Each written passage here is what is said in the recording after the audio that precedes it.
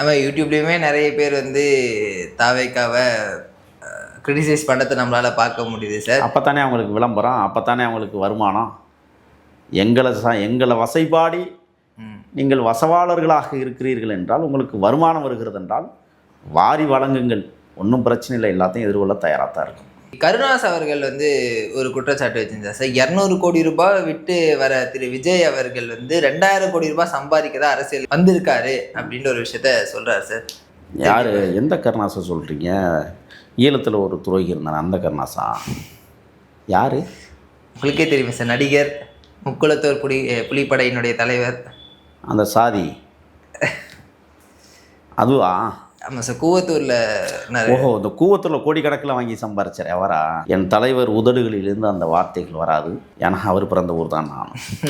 புரியுதுங்களா உங்களுக்கு? புரியுது சார். முதல்ல அவங்க ஊரில் அவர் கட்சிக்கு போய் உறுப்பினரை சேர்க்க சொல்லுங்க. ஒரு உறுப்பினர் கூட இல்லை, பரிதாபத்துக்குரியவராக நடமாடுகிறார்.